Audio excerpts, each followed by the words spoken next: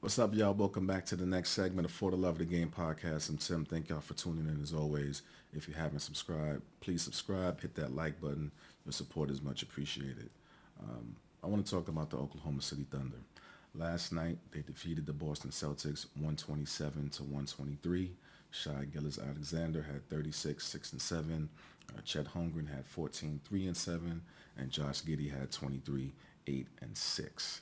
Now, the 23 and 9, second in the Western Conference. They've positioned themselves to become a threat to the contenders out west. Now, they could be contenders themselves to make it to the Western Conference Finals, maybe even the finals, maybe even win it. Right? They're on a winning streak right now of five. They recently defeated the Minnesota Timberwolves. The Western Conference leading Timberwolves blew them out by 23. They beat the Denver Nuggets twice. One time blew them out. One of those times weren't during this current win streak, but they beat the defending champion Nuggets twice and blew them out one of those times. And now they just defeated the Eastern Conference leading Boston Celtics. Um, you know, Shai Gilgeous-Alexander. I mean, I got to be honest.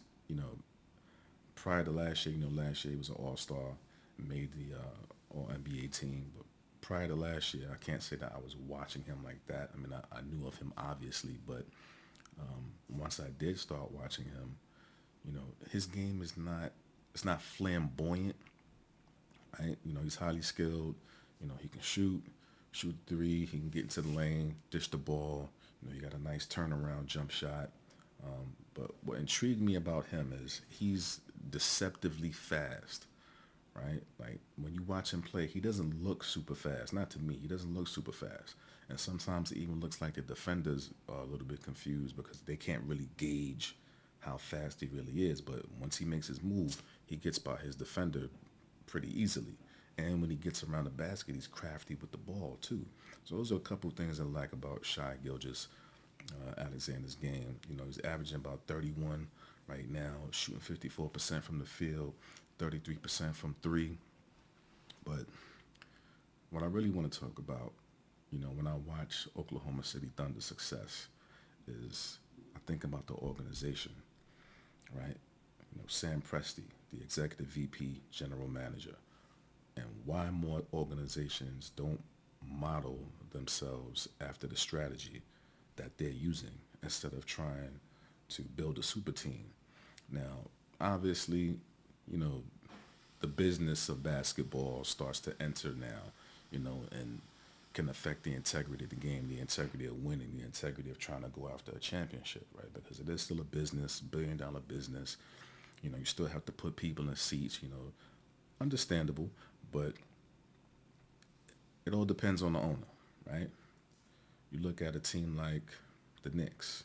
People have been calling for James Dolan to be ousted from his position for years now because he doesn't really care about the game. Doesn't really care about winning. He doesn't really care about winning the championship, right? And you can see that it's a top-down energy, and that energy it trickles on down to the decision making. You've seen some of the contracts that the Knicks have given out. Like I was watching Gilbert Arenas' podcast, and he was talking about the recent trade of R.J. Barrett and Emmanuel Quickly to Toronto, and he was like, somebody at the Knicks, I don't know what they was doing. How can you have three left-handed players operating in the same space? I never really thought about it like that, right? And that's one of the reasons they got R.J. Barrett out of there because he wasn't conducive to that Brunson and Julius Randle pairing, right? So you just look at the culture created, right? If you don't have the right culture, if you have the right culture, it trickles down from the top down. So you look at Sam Presti, right? Oklahoma City Thunder. They're known for great player development, great talent scouting, right? They're skilled at assessing trades, making quality trades, while also retaining hauls of draft picks. They've been doing this for years now, right? Even this year, entering this year, they have 15 first round draft picks, 20 second round draft picks, and they have two pick swaps through the 2029 NBA draft, right? They're not trying to build a super team. Like, that's been proven to not be successful, right? What happens? You get two or three superstars, your team is top heavy, salary cap top heavy. You're left with minimum contracts to dole out and try and fill out the remainder of your squad. It just doesn't work. You look at the last few NBA champions, Denver Nuggets, Golden State Warriors, Milwaukee Bucks, Lakers, and the Warriors again. Denver Nuggets built their team through drafting trades. Milwaukee Bucks built their team through drafting trades. Golden State Warriors built their team through drafting trades. That works. So why don't more teams, if they see you going in the wrong direction or your team's not going nowhere, take the L, break the team down, reassess what you're doing, right? Build through drafting trades. Make smart decisions. You see what OKC is doing? They are somehow managing to, they keep their team young, right? Young talent.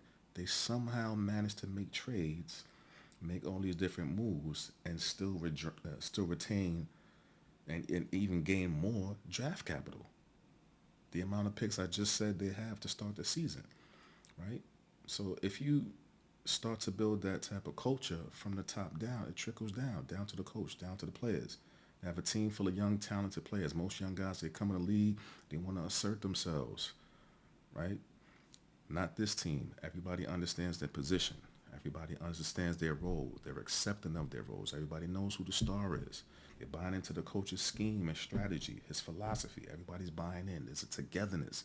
You can feel it. It trickles down, right? It makes me think about the San Antonio Spurs and Greg Popovich, right? Same thing. They have a good farm system, right? They develop their players. It's a culture there. No superstar nonsense here. Tim Duncan, you getting yelled at. Manu, you getting yelled at.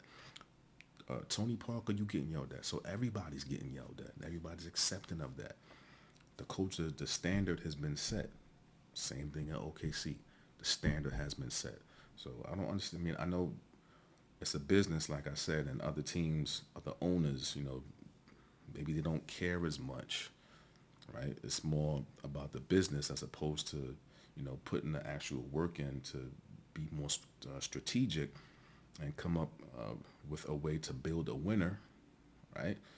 But OKC has demonstrated, if you take your time, come up with a plan, build a good culture, you can build the team from a nice foundation and build upward. Now, does that mean they're going to take this to the Western Conference Finals? Does that mean they're going to make it to the finals? That remains to be seen. But I'm definitely excited right now to watch the OKC Thunder. I'm impressed by them as an organization. I wish more teams would take this approach, the Denver Nuggets approach, Golden State's approach, build through draft and trades. Don't get me wrong, I love super teams. I love this. That's always going to be exciting. But when you see something that's genuine, like the OKC Thunder, built from the bottom, you can't do nothing but appreciate it. Thank y'all for tuning in as always. I'll see you on the next one. For the love of the game.